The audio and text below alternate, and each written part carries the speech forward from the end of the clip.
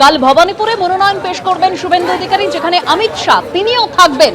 আর আজ ভবানীপুরে প্রচারে যখন বেরিয়েছিলেন শুভেন্দু অধিকারী অর্থাৎ বিজেপি প্রার্থী, সেই সময়ের ছবি আপনারা দেখতে পাচ্ছেন। সেখানেও স্লোগান পাল্টা স্লোগানে উত্তপ্ত হয়ে ওঠে পরিস্থিতি।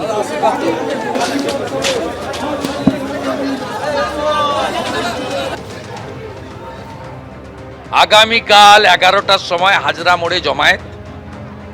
মাননীয় অমিত শাহজি 11টা 30 নাগাদ পৌঁছাবেন। তিনি ওখানে কর্মীদেরকে শুভেচ্ছা জ্ঞাপন করে আমাকে সাথে নিয়ে অন্যান্য প্রার্থীরাও থাকবেন দক্ষিণ কলকাতা, সবাইকে নিয়ে সার্ভে বিল্ডিংয়ের দিকে যাবেন। পুলিশ 200 মিটার আগে যেমন করে দেবেন। তারপরে বাকিটা আমরা যারা নেতৃত্ব এবং প্রার্থী তারা গিয়ে মনোনয়নপত্র জমা দেবেন। কে প্রার্থী ভুলে যান, জোড়াফুল চিহ্ন দেখে ভোট দিন। এবার বড়োয়ার সভা থেকে এই বার্তা দিলেন তৃণমূল নেত্রী।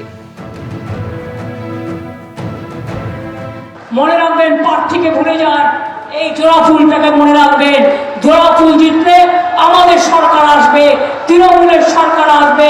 আপনার লক্ষ্মীর ভান্ডার চলবে, কন্যাশ্রী চলবে, ঐক্যশ্রী চলবে, শিক্ষাশ্রী চলবে, কৃষক বন্ধু চলবে, শস্য বীমা চলবে, রূপশ্রী চলবে, সমস্ত উন্নয়ন চলবে। কাজেই ভোটটা দেবেন। আর আপনাদের উপরে যদি হামলা করতে আসে, একজোটে মেয়েরা দাঁড়িয়ে যাবেন। ওরা লক্ষ লক্ষ নিয়ে আসুক বাইরে থেকে, বাইরের সব নেতারা দখল করে এখানে বসে আছে। আর ভোটের আগের দিন কাউকে কাউকে দিয়ে গ্রেফতার করানোর চেষ্টা করবে, তাই সব চেঞ্জ করেছে। তৃণমূল কংগ্রেস কিন্তু মাথা নত করতে জানে না, লড়াই করে ছিনিয়ে নিতে জানে। নমিনেশন ফাইল করার আগে ভালো করে দেখে নেবেন। বিজেপির প্ল্যান, ওই হাদালদা ভাইয়ের প্ল্যানটা হচ্ছে রিজেকশন করে দাও। এমন কোন নোংরামি নেই, চক্রান্ত নেই যা ওরা করছে না।